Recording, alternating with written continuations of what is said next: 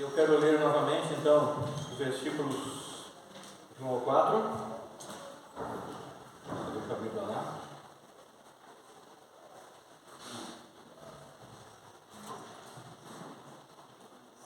Ok. Por isso é fundamental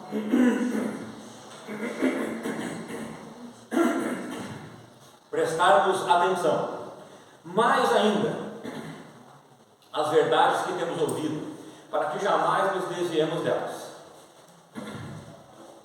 Pois a mensagem proferida por anjos provou sua firmeza, e toda transgressão e desobediência recebeu a devida punição. Como nos livraremos se desconsiderarmos tão grande a salvação? Essa salvação, tendo sido proclamada pelo Senhor, foi depois confirmada a nós pelos que a ouviram. E juntamente com eles, por intermédio de sinais, Deus testemunhou feitos portentosos, diversos milagres e dons do Espírito Santo, distribuídos conforme a sua vontade. Então, o que nós vimos naquela primeira mensagem, relembrando um pouquinho aí, foi o autor de Hebreus escrevendo para aqueles judeus crentes que colocaram a fé em Cristo, para que eles prestassem muito atenção na palavra de Deus, para que eles não...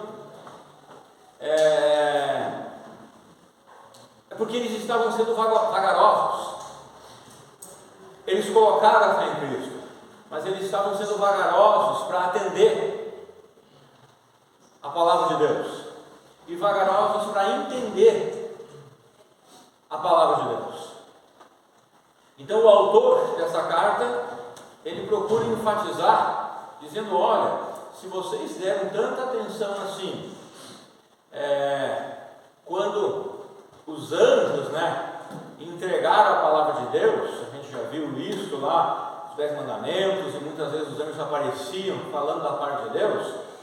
Então vocês devem dar muito mais atenção para essa palavra, porque ela vem de Jesus Cristo, e Jesus Cristo é maior que os anjos.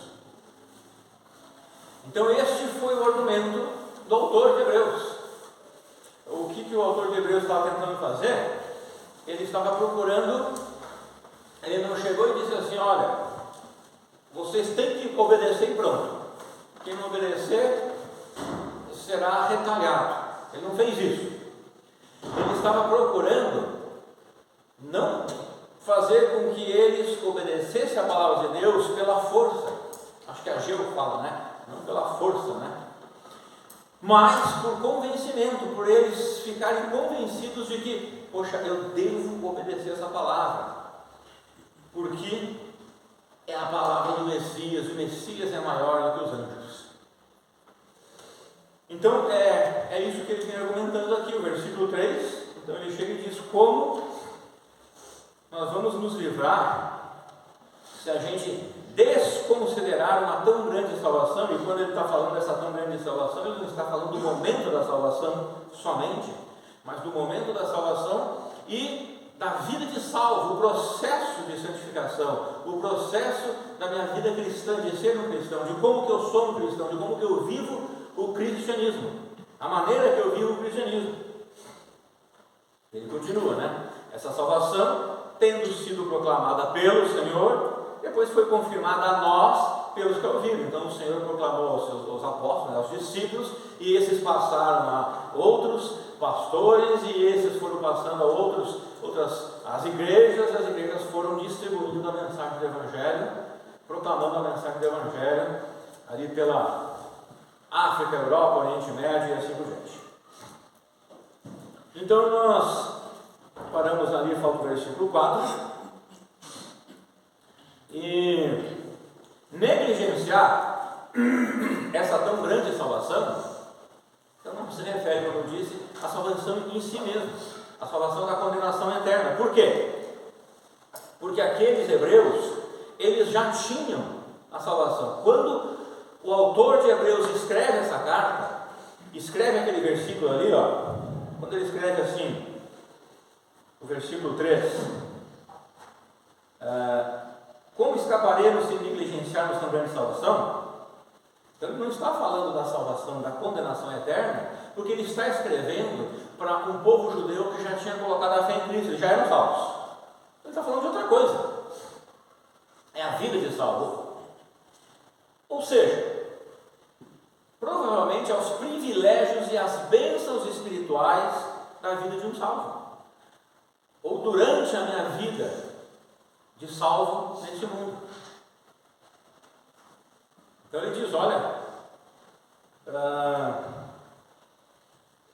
como nós vamos escapar, né, se negligenciarmos essa tão grande salvação?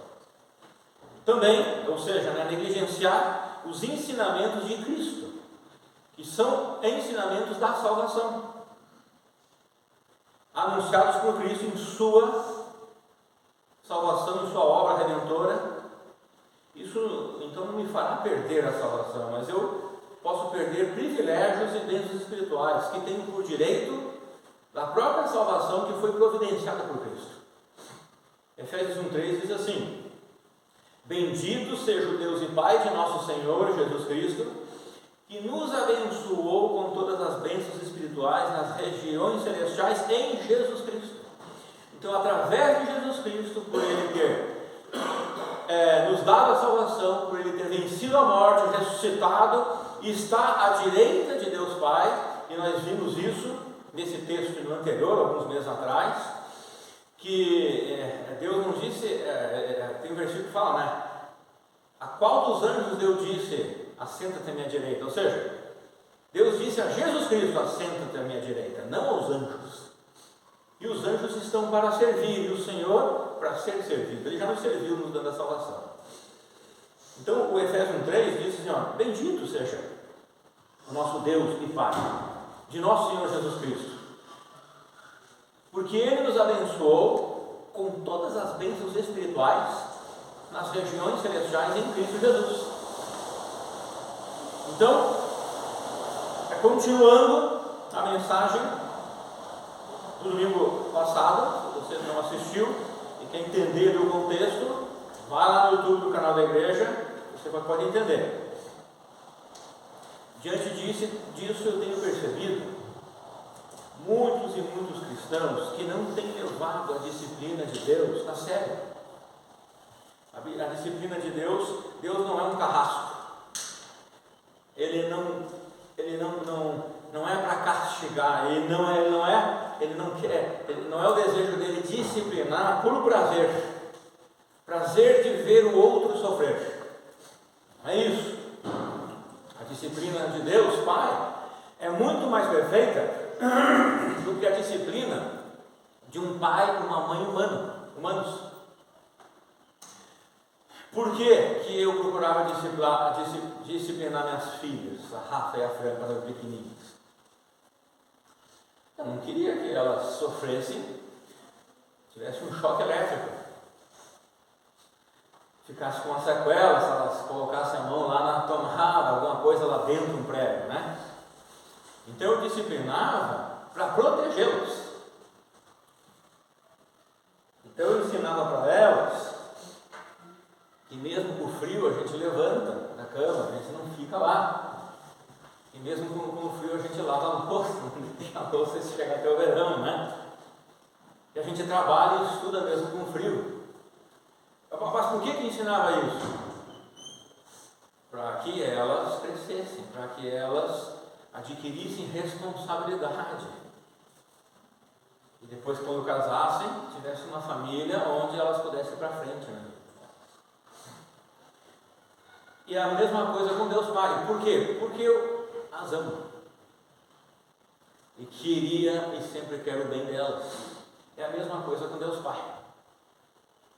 Dessa forma que Ele nos trata. Ele quer o nosso crescimento. E muitos crentes não têm levado a disciplina de Deus a sério. Eu vi essa semana uma reportagem que muitos, mais e mais homens, tanto adultos como novos, têm se entregado aos prazeres dos games e da pornografia, porque nós vivemos uma geração que quer alívio e prazer imediato, e os dois dão isso. Nós não vivemos mais aquela geração que eu lembro lá do meu pai, que tinha que primeiro arar a terra, depois plantar e depois dormir, confiando que o Senhor ia dar chuva e o sol certinho, para depois de mês escolher o milho, o feijão, as coisas assim. Você tinha que esperar, não tinha como ter eles na hora, não tinha IA, né? Para ter aquilo na hora, você precisava esperar para colher.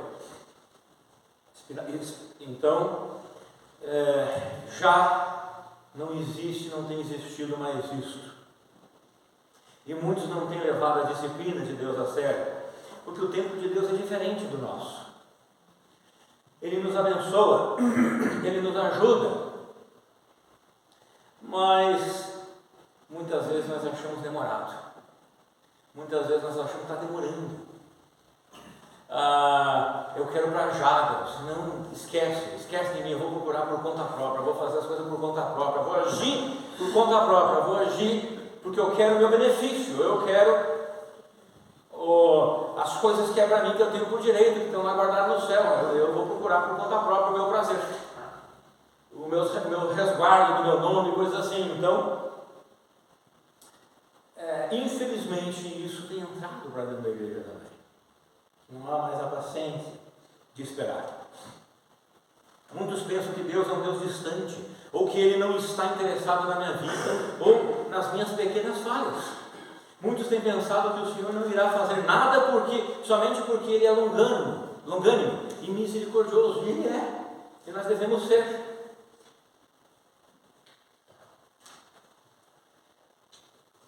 Mas o Senhor conhece a vida do meu próximo melhor do que a minha.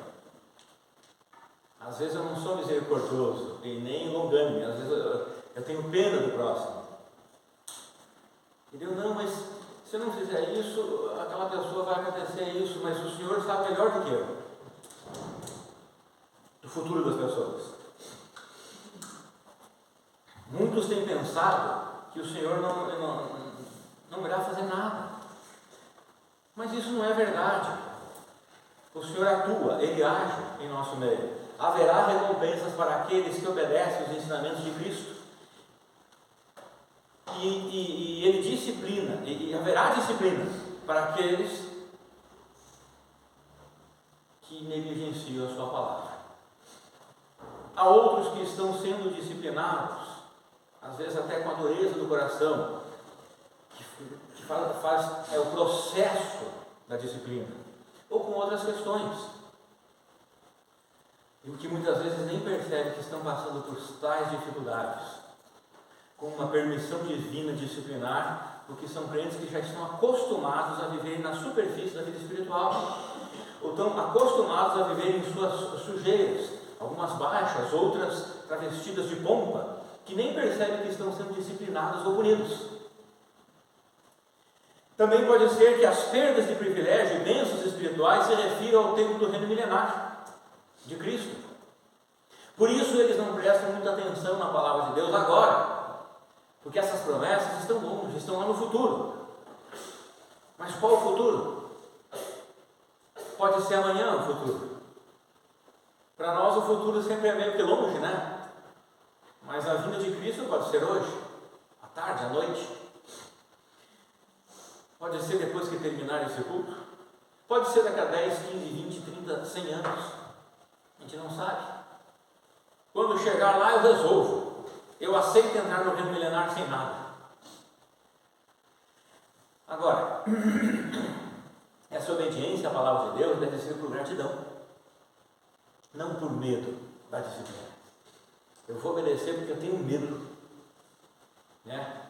Infelizmente existem igrejas e pastores que agem assim, que não é bíblico, colocar medo nas pessoas. Aí as pessoas agem por medo. Se você olhar para Deus e para a sua vida, quantas vezes você já desobedeceu a Ele? Quantas vezes você ficou sem a disciplina dele naquele momento? Porque Ele não é esse Deus carrasco. Ele não é esse Deus que tenta impor medo. Quando Deus fez Adão e Eva, uma das coisas mais maravilhosas que Deus fez, que Deus deu para Daniel, vocês sabem o que foi? Alguém pode imaginar? Liberdade de escolha. Adão e Eva podiam escolher se queriam comer daquela árvore ou não. Sabe por que Deus deu? Como que é provado isso? Porque Deus colocou a árvore do conhecimento do bem e do mal e disse para Adão e Eva: vocês não comam daquela árvore, obedeçam. Deus não estava tirando a liberdade deles, porque se fosse isso, então Deus tiraria a árvore. Ele pegava aquela árvore e não, eu vou tirar essa árvore aqui. Eles nem vão ter opção nenhuma, eles vão apenas fazer o que eu quero e pronto. Deus deixou a árvore lá e disse: não comam da árvore. Vocês têm essa liberdade de escolha. Eles escolheram desobedecer, que é o que nós escolhemos seguidamente. Um dia pararemos de escolher desobedecer a Deus, quando formos arrebatados, quando formos aperfeiçoados. Mas agora, seguido, a gente escolhe desobedecer, a gente coloca a mão na cabeça e faz assim: puxa vida, mais uma vez. Eu errei, mais uma vez eu escolhi o erro. E vai ser assim a nossa vida, não adianta. Até a glorificação dos nossos corpos será assim. Então, a disciplina divina não é um castigo de um carrasco, mas está envolvido o amor de Deus por seus filhos em ajudá-los a mudar para melhor, para serem cristãos melhores. Os filhos de Deus foram salvos pela graça de Deus, mas muitos parecem não entender muito sobre isso, pois vivem por padrões e não por gratidão. Ou seja, obedecer à lei de Deus é algo muito bom, proveitoso e aceito por Deus, mas só se obedece por gratidão e amor incondicional. Obedecer à lei de Deus para ser merecedor de algo é agir no mesmo legalismo que os Gálatas estavam agindo e foram repreendidos por isso. Cobiçar o que é dos outros é um mandamento, e cumprir esse mandamento por gratidão e amor incondicional é uma obra aceita por Deus e seus filhos. Agora, cumprir esse mandamento pela motivação de pensar que sou mais espiritual ou melhor do que os outros é legalismo. E o legalismo é um fim em si mesmo. Já a graça nos leva a testemunhar da bondade de Deus e adorar a Deus como um ser indigno de sua graça. O legalismo se manifesta quando as pessoas acrescentam elemento aos padrões estabelecidos por Deus. Essa parte aqui eu estou repetindo para vocês entenderem um pouquinho do contexto. Então vocês vão lembrar desse exemplo que eu dei aqui, ó. Orar é algo que Deus espera de nós, não é verdade? A gente deve orar. E é bom orar todos os dias. Então suponha que alguém ore a Deus todos os dias às 6 horas da manhã. É uma suposição aqui, tá? Quem faz isso, ótimo, parabéns e continue assim. Mas lembra o que a Bíblia diz? O que a tua mão esquerda faz, que a direita não saiba, ou vice-versa. Ou seja, a gente não precisa trocar trombone das coisas que a gente faz na obra de Deus. A gente precisa mostrar só para o Senhor. Mas o irmão ora apenas 5 dias da semana e geralmente às 10 da noite. Quem está certo? Quem é mais espiritual? Toda a igreja deve seguir o mesmo padrão, das 10 ou das 6? Alguém deve impor um padrão para ser seguido? Deus ordena que oremos sem cessar. Está lá na palavra. Ninguém pode negar isso. Então a gente precisa orar sem cessar. Ponto final. Como cada um aqui vai fazer isso, vai administrar isso, é algo entre você e o Senhor. É algo que não precisa ser entre você e mim. É entre você e o Senhor. Eu tenho a liberdade de gerenciar o modo como cumpro essa ordem. Seria legalismo eu lhe dizer que Deus ordena que você se levante às 6 da manhã para orar, e que isso é mais espiritual, porque não está na Bíblia. Jesus deu alguns exemplos de oração, sim, e maravilha, a gente pode seguir sem problema nenhum, mas uma ordem, mas foi relatos de como Jesus estava agindo. Mas nós temos uma ordem, 1 Tessalonicenses 5,18, se não me engano, não lembro agora. Orar sem cessar, isso é uma ordem. Se eu o fizesse, eu estaria acrescentando algo à ordem de Deus, dizendo outros detalhes que alguém precisa fazer. Então eu posso recomendar que você se levante cedo para orar. Eu posso dar testemunho de minha alegria, do meu sucesso, vamos colocar assim, ao fazer dessa forma. Mas eu não posso ordenar, nem dizer que Deus ordena que você faça assim como eu faço, ou como eu acho que é bom e certo fazer. É claro que devemos nos preocupar em obedecer a lei de Deus. O erro consiste, geralmente, em crer que nossa retidão diante de Deus depende da obediência a nossos padrões pessoais. A Bíblia condena a sensualidade, não condena? Lá em Tessalonicenses e em outros lugares. Acho que todo mundo concorda aqui que a Bíblia condena a sensualidade. E eu não devo me vestir sensualmente, porque desejo obedecer a Deus, e desejo obedecer a Deus porque o amo. E quero ser grato a Ele por toda a sua graça e todas as suas bênçãos sobre a minha vida. Mas se eu não me visto sensualmente pelo motivo de ser merecedor da sua graça, e para transparecer mais fiel e mais espiritual do que os demais, eu estou pecando nisso. Não vale nada. Eu já recebia o meu galardão, como Mateus fala. E se eu me visto de certa maneira que não pareça sensual, e quero impor que os outros se vistam como eu, mesmo que a maneira que eles estão vestindo também não é sensual, só que não é igual à minha maneira, não é igual ao meu padrão, eu os condeno. Isso é viver pela lei e não por Cristo. Fitzpatrick escreveu o seguinte: todo pecado, toda idolatria em meu coração nasce da falta de amor e de gratidão, e na confiança depositada em coisas indevidas. De modo contrastante, todo ato verdadeiramente piedoso, inclusive o desejo interior de ser piedoso, nasce do amor. Então, o que ela está falando, a Fitzpatrick e Luz do Coração, é todo ato verdadeiramente piedoso, porque eu posso agir de forma enganosa, piedosamente, transparecer piedade.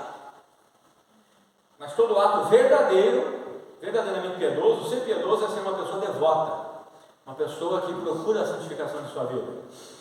Então todo esse ato, ele é verdadeiro quando ele parte, ele vem do amor. E o amor, ele age de forma que não traz confusão. O amor, diz lá a palavra de Deus, que ele não visa o seu bem, o seu nome, as suas próprias preferências. Jesus, ele agiu por amor, com amor, dando a sua vida por nós, por mim, por você. Ou seja, uma vida piedosa, uma vida espiritual, nasce de um coração cheio de amor, do amor de Cristo.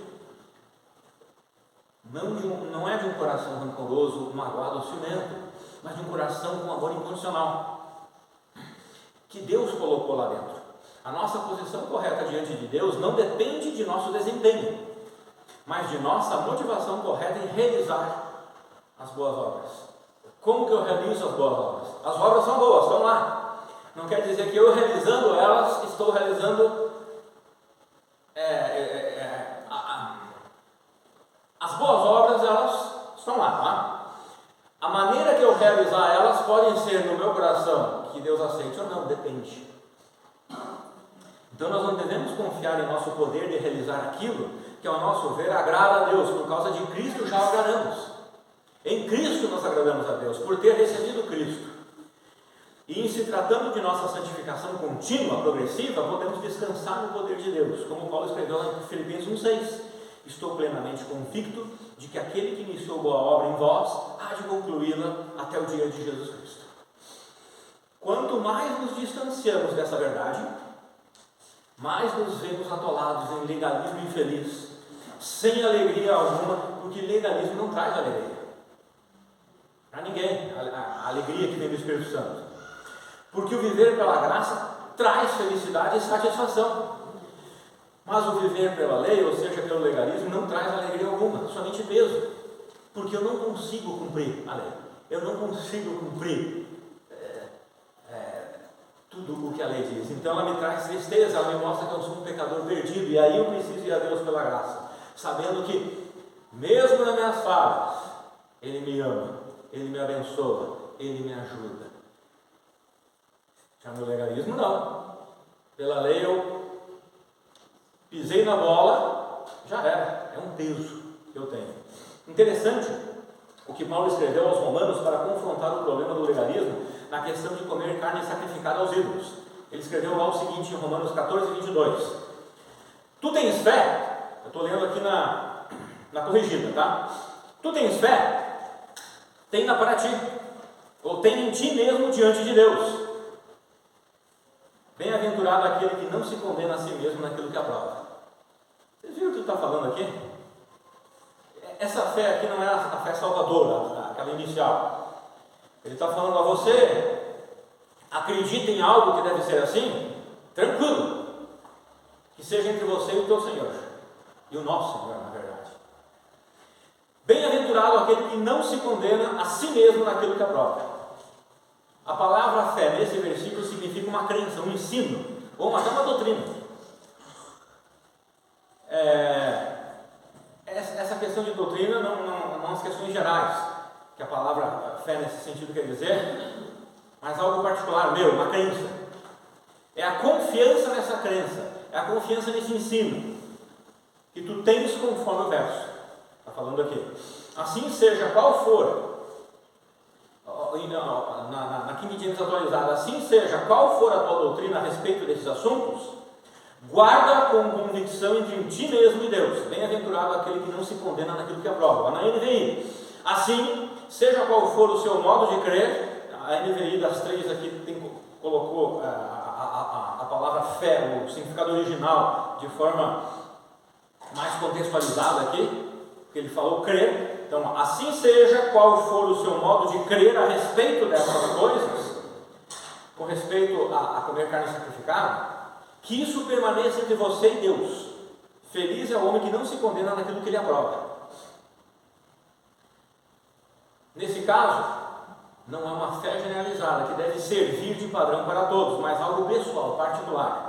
O apóstolo Paulo não está dizendo que você pode inventar o que quiser a respeito das doutrinas da fé. Não é isso que ele está falando. Antes, ele está afirmando que dentro de sua liberdade, como cristão, ou na sua consciência pessoal, é preciso ter cuidado para não impor seus padrões, suas preferências e suas escolhas pessoais, como se estivesse no mesmo nível que os padrões de Deus, porque os padrões de Deus já são suficientemente elevados.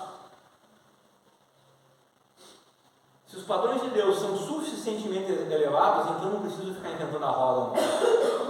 Impor padrões particulares é agir como uma seita. As seitas fazem isso. Infelizmente, às vezes, há igrejas que vão por esse caminho das seitas. Verso 4, é o último. E juntamente com eles, por intermédio de sinais, Deus testemunhou feitos portentosos, diversos milagres e dons do Espírito Santo distribuídos conforme a sua vontade.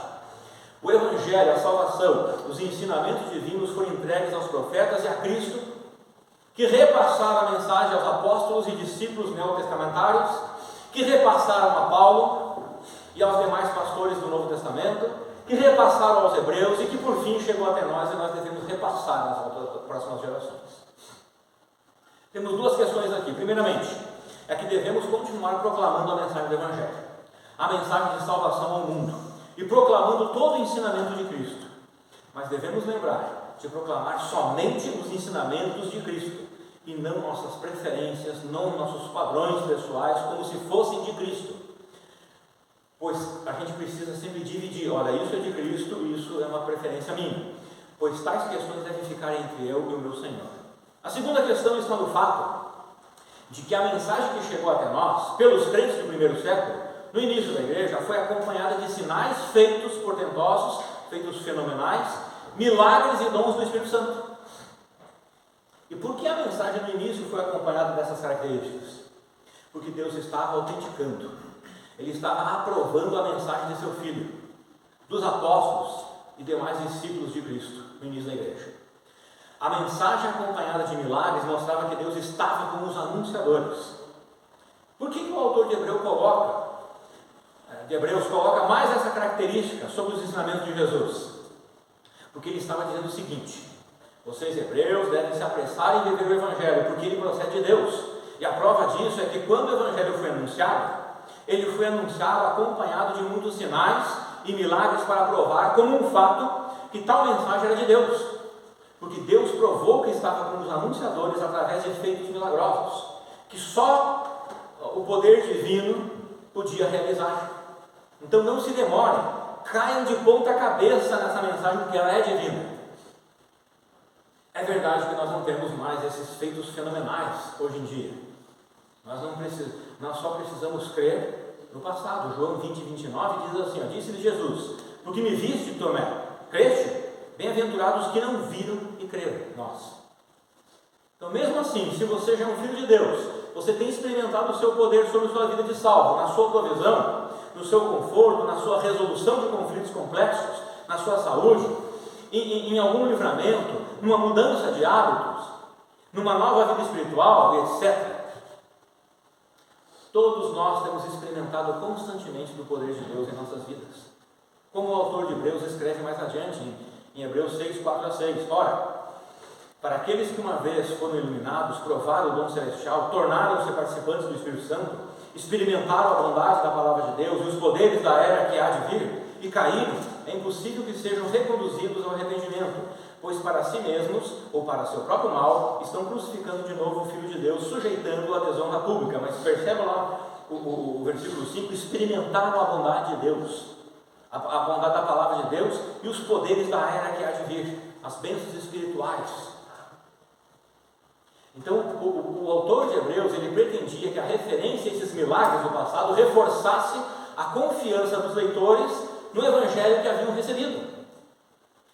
Esta é uma advertência branda, porque mais adiante, o autor de Hebreus deixa advertências mais sérias que tratam do afastamento do Evangelho, da descrença no Evangelho, da insensibilidade em relação ao Evangelho, porque aqui ele está dizendo que os hebreus estavam insensíveis à voz do Evangelho.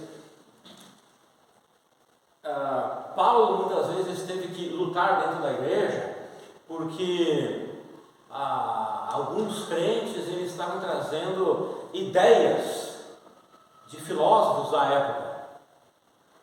Ele lutou muitas vezes contra isso. Ele está dizendo: vocês precisam ser sensíveis para a palavra do Senhor. Eles estavam sendo mais sensíveis para palavras de filósofos do que para a palavra do Senhor. Então essa aqui foi uma advertência branda. Mais adiante, Paulo ele será muito mais intenso nas suas advertências, até pelo desprezo e desobediência ao Evangelho que muitos estavam tendo. Então um dos maiores perigos da vida cristã é perder o interesse pelo que é familiar, pois o autor de Hebreus deixa algumas boas razões para os crentes daquela época e também para os crentes dessa época prestarem bem atenção nos ensinamentos de Cristo, porque Ele é superior aos anjos e tudo mais, por causa do trabalho dos anjos em servir e adorar o Messias e nos servir, por causa do futuro governo de Cristo em seu reino milenar, e por causa que sua mensagem provinha de Deus, pelo fato de ser acompanhada de milagres divinos. Tudo isso tinha a intenção de evitar a regressão e encorajar o desenvolvimento dinâmico, contínuo, em direção à maturidade espiritual daqueles crentes e de nós também. É isso que Cristo quer de cada um de nós. Que nós, como igreja, não regredimos, não regressamos, mas que vamos para frente, em edificação e em crescimento pessoal, particular e como igreja no todo. É o desejo dele.